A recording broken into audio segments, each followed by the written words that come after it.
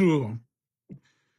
Après la conférence dernière à propos du livre Les phobies, les TOC et autres, plusieurs personnes m'ont demandé si je ne désirais pas euh, donner quelques cours.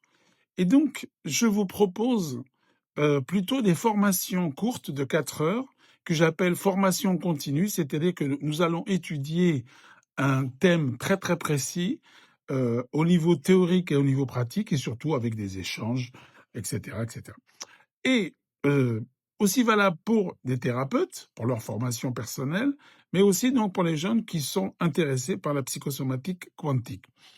Donc, le premier thème que je vous propose, c'est les archétypes. Archétypes utilisés donc en psychosomatique.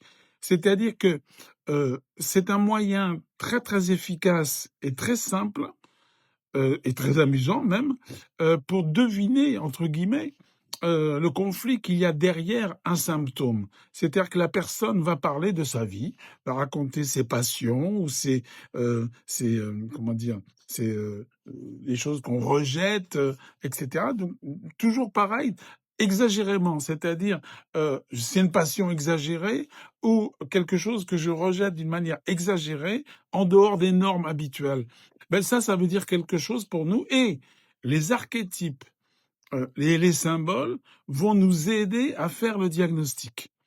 Et je vais vous donner juste un exemple. C'est un monsieur, par exemple, qui est fou des couchers de soleil. Il a 4000 photos de couchers de soleil chez lui. Et il habite au bord de la mer et tous les jours, il prend une photo. Ben, le coucher de soleil au niveau archétype. Le soleil, c'est le père. Le coucher, c'est le départ du père. Donc, question, raconte-moi ton père. Son père décède quand le petit avait une douzaine d'années. Et une manière de le retrouver, c'est d'être en contact symboliquement, archétypalement avec lui au coucher du soleil. Et donc, la thérapie pour ce monsieur, pour quel que soit son thème, c'est l'aider à accompagner par rapport au deuil qui est certainement bloqué en Windows 12, puisque c'est à ce moment-là que ça s'est passé. Puisque le deuil en tant qu'adulte, il est fait, mais généralement le deuil qui est bloqué, c'est plutôt le deuil de l'enfant. Donc, on va voir comme ça plein d'exemples que vous pourrez utiliser dans votre pratique et surtout d'utilisation très rapide. Tout de suite, vous pouvez utiliser et en plus, il y aura des échanges avec les participants. Voilà.